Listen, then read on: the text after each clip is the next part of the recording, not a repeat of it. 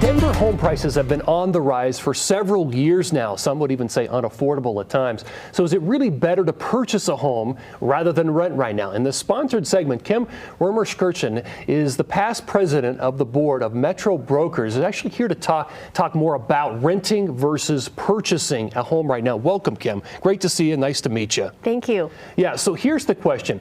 What is that scenario? What does it look like right now, buying versus renting?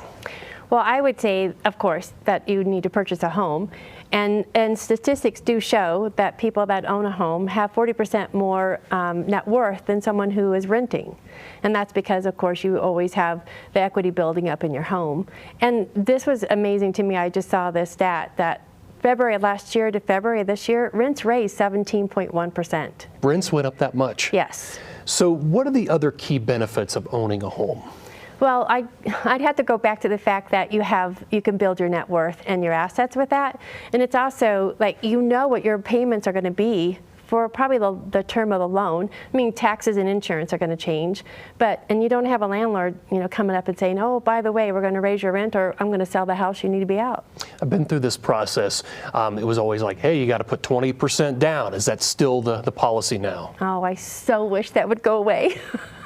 No, you don't have to put 20% down. The 20% down means that you don't have to pay the private mortgage insurance. There are so many loans out there. I mean, you can go down 3.5% on FHA, you can do 3% on conventional. So no, you don't have to have 20% down. That's really interesting. What about this, Kim? Do student loans affect the process? I wish I could say no. Yeah. But yeah, they do. However, I was surprised. Personally, just a couple of weeks ago, I had a buyer come in and we were talking, and she was telling me about her student loans, and I was like, oh, I don't think this is going to work. But I said, go talk to a lender, go talk to someone who really knows what they're talking about with loans. And she got approved, and she got approved up to $500,000, and she was shocked that she could do that. So talk to a lender. That's really interesting. Is there some amount that just precludes you from buying a home? Anything like for that? The student loan? That's out of my expertise. That's really interesting. I had no idea. So the other thing about this is the interest rates keep going up, right? So the rates are much higher than they were in historical times.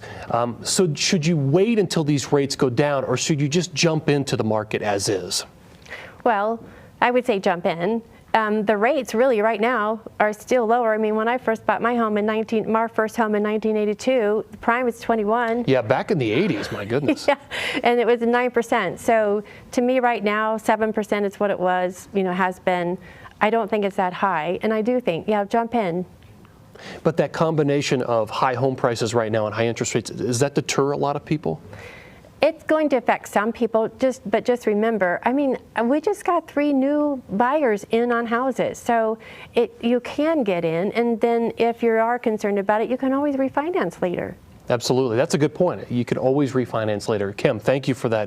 That's great points you made there. I appreciate it. Here's some more information. So if you're ready to buy or sell a home, give Metro Brokers a call. Their number is 303-843-0100. You can also learn more online at metrobrokersonline.com. Thanks again to Metro Brokers for sponsoring this segment.